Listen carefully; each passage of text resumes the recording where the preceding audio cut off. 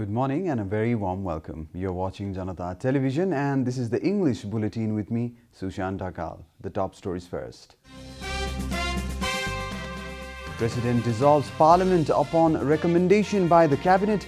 Next election to be held in April and May. NCP Standing Committee meeting decides to take action against Prime Minister Oli. Terms his move to dissolve Parliament as unconstitutional. Ruling and opposition parties protest against Parliament dissolution. Leaders say the government's decision is against the spirit of the Constitution. European medicines regulators to review Pfizer COVID-19 vaccine. Mass vaccination to start in a week. And Leicester City defeat Tottenham Hotspurs to climb to second in the table. Manchester United score 6 against old foes Leeds.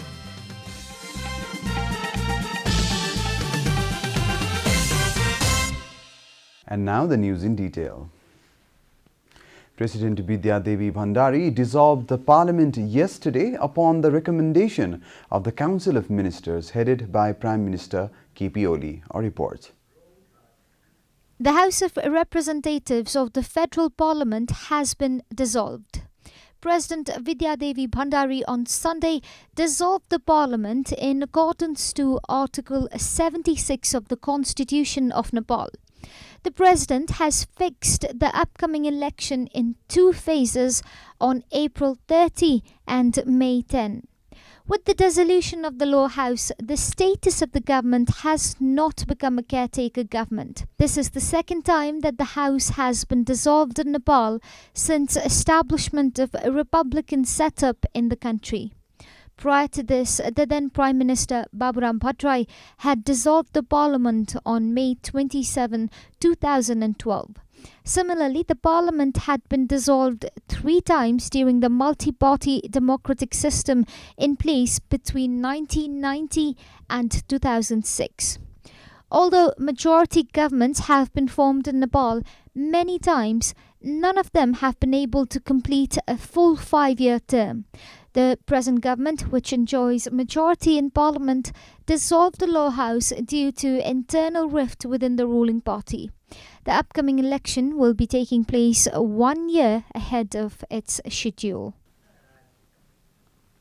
The Standing Committee meeting of the ruling Nepal Communist Party has decided to take disciplinary action against Prime Minister KP Sharma Oli. The Standing Committee meeting of NCP yesterday decided to recommend the Central Committee to take necessary action against the Prime Minister in this regard. The decision comes after Prime Minister Oli unilaterally decided to recommend the President to dissolve the government yesterday. The meeting concluded that the steps taken by the Prime Minister had undermined the unity within the party that was formed by the merger of former CPN and Maoist parties. Leaders present at the meeting also said that the Prime Minister's decision is against the people's trust they had put on the party during the election.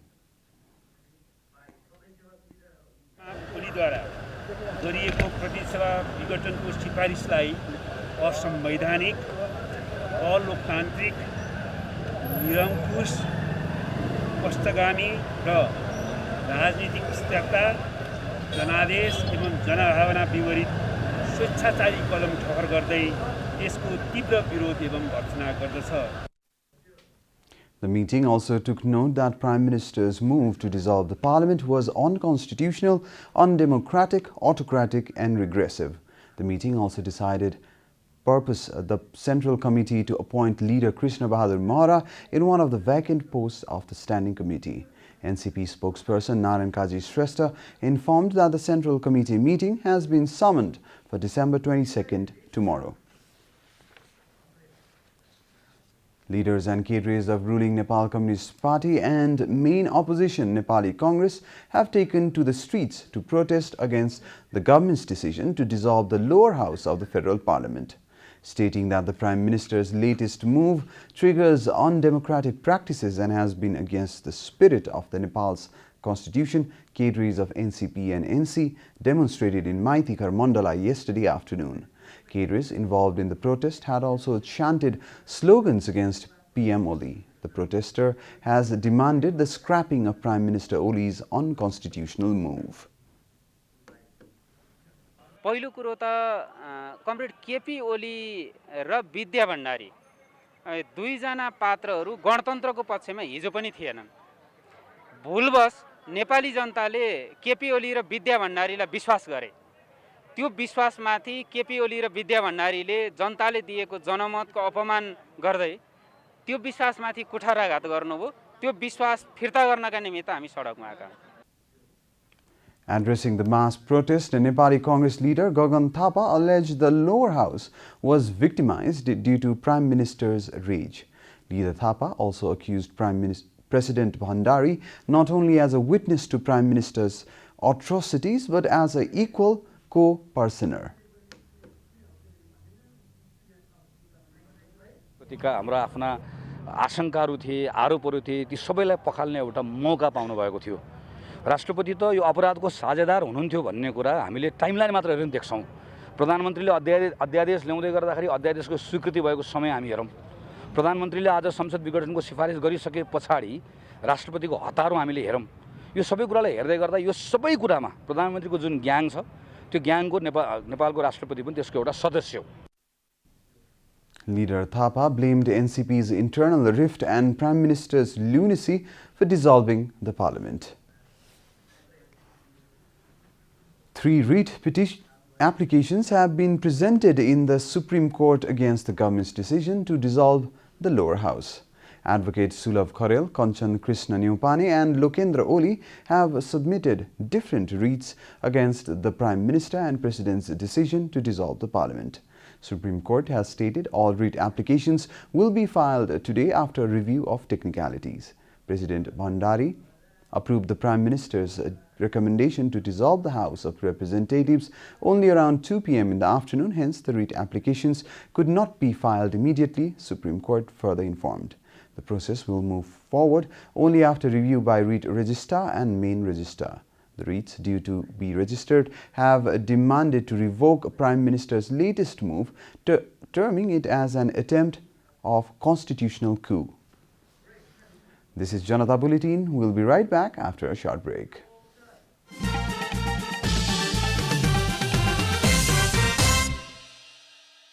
Welcome back after the break. We continue with other national news. Prime Minister Oli yesterday conducted a meeting with chiefs of all security agencies. The meeting came in the wake of dissolution of lower house and the announcement to conduct midterm elections on April 30 and May 10 next year. The meeting involved the presence of Nepal Army's Commander-in-Chief Purna Chandra Thapa, Nepal Police IGP Sailendra Thapa Chetri, Chief of Armed Police Force Sailendra Thapa and Chief of National Bureau of Investigation Ganesh Adhikari. Prime Minister Oli's press advisor Surya Thapa informed. Prime Minister Oli has suggested precaution to control and curb chaotic situations likely to arise from the new political turnaround in the country. Similarly, Prime Minister Oli has also interacted with the representatives of Election Commission to consult about midterm election. The Constitutional Council has appointed various vacant constitutional commissions. The decision made on December 12 has been made public yesterday. The Constitutional Council has appointed various vacant constitutional commissions. The decision made on December 12 was made public on Sunday. The Council has appointed Prem Kumar Rai as the Chief Commissioner of the Commission for the Investigation of Abuse of Authority. Similarly, Jai Bahadur Chand and Kishore Kumar Silwal have been appointed as Commissioners. Senior advocates Ram Prasad Bhandari and Janaki Tuladhar have been appointed as Commissioners in the Election Commission. Tab Bahadur Magar has been appointed as the Chairman of the National Human Rights Commission and Manoj Dawadi as the member, including Surya Dhangel, Lili Basnet Thapa and Meen Thakur. Similarly, Juddha Gurung and Amar Raj Mishra have been appointed as members of the National Natural Resource and Finance Commission. Kamal Kumari Parajuli has been appointed as the Chairperson of the Women's Commission. Krishna Kumari Paudel Khatiora and Vidya Kumari Sunar have been appointed as the members of the Commission.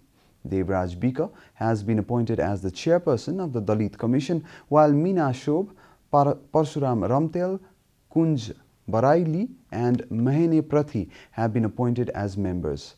Man Prasad Khatri has been appointed as the chairman of the Inclusive Commission. Ramkrishna Timalsina and Haridatta Joshi have been appointed as members. Ram Bahadur Thapa has been appointed as the chairman of the Adivasi Janjati Commission, and Mansir Magar, Michung Lama, Rima Rana and Saran Rai have been appointed as members. Similarly, Jivatva Shah, Renu Devi Shah and Vijay Gupta have been appointed as members of the Madhesi Commission. Vikas Chaudhary, Babita Chaudhary, Subodh Singh and Bolaram Chaudhary have been appointed as members of the Tharu Commission. Similarly, Muhammaddin Ali, Mirza Arsad Beg have been appointed as members of the Muslim Commission. The decision made by the Council will now proceed without a parliamentary hearing, but a waiting period of 45 days has been assigned for all new appointments. The government yesterday confirmed 588 new cases of coronavirus across the country. Following the latest round of tests, the total cases of coronavirus in the country have climbed to 253,772, while the number of active cases has dropped to 8,320. According to the Ministry of Health and Population, altogether 243,664 infected persons have recovered from the disease in the country so far. The death toll from coronavirus has climbed to 1,788 across the country, with a confirmation of 11 new casualties yesterday. Nepal is currently among the top 40 countries that have been most affected by the pandemic. The USA tops the list with 18.26 million confirmed cases, followed by India with 10.05 million cases. Coronavirus has infected more than 77.15 million people across the world and has claimed 1.69 million lives. And now the news from the economic front.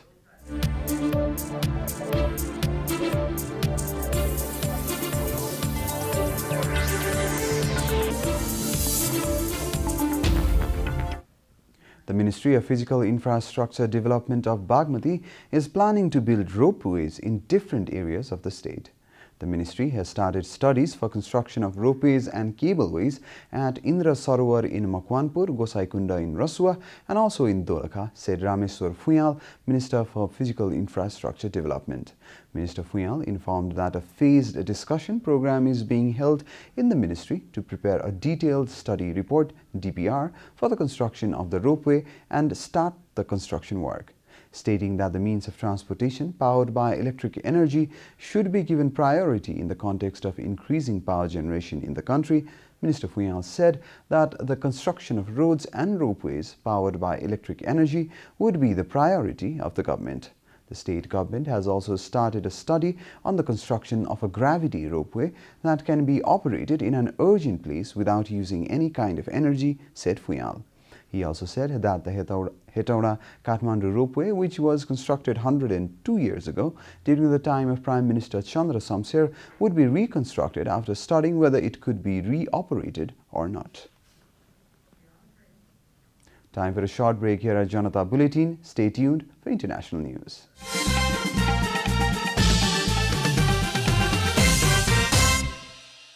Welcome back, and now the international news.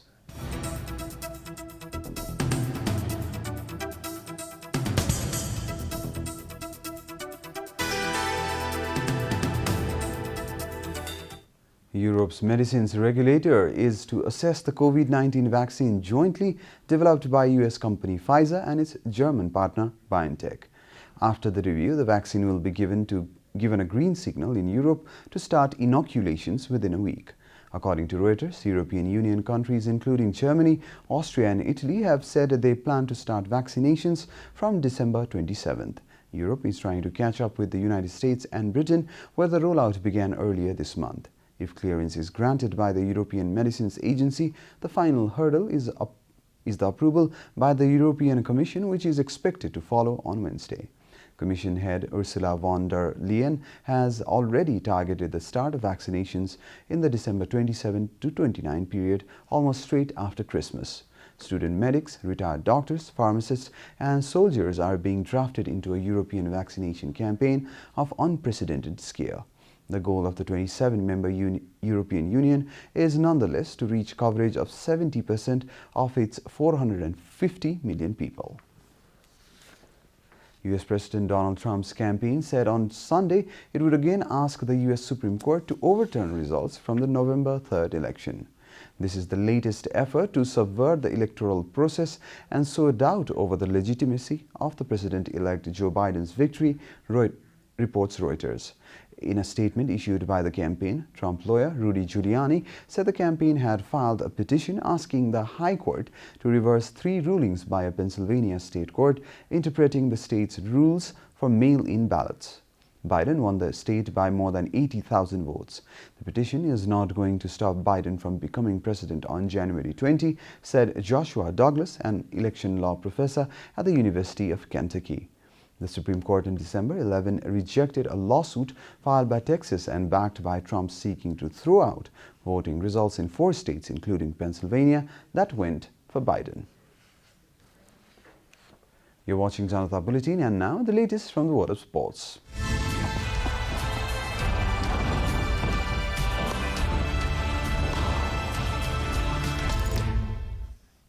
Leicester City defeated Tottenham Hotspurs by 2-0 to leapfrog them into the top of the table.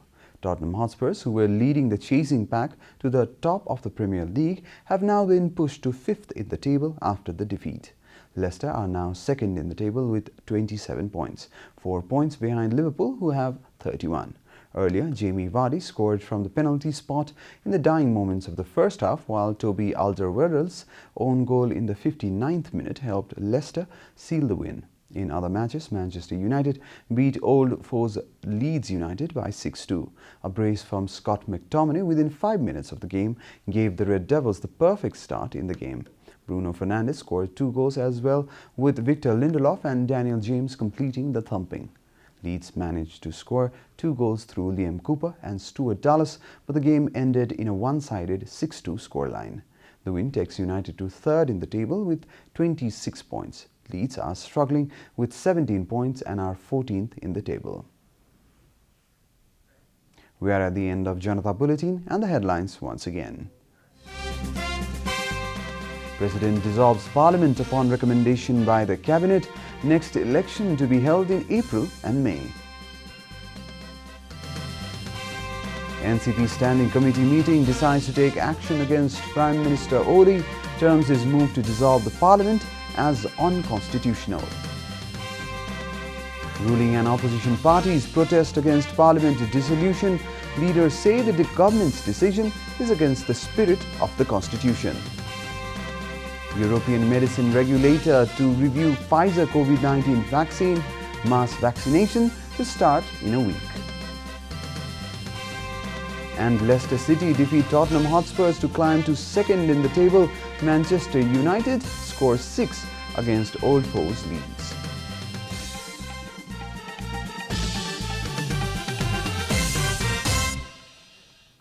And that's all from the English News Desk for today. You can follow Janata Television and our programs on various social media platforms, including on our website janatasamachar.com. Keep watching Janata Television. Namaste.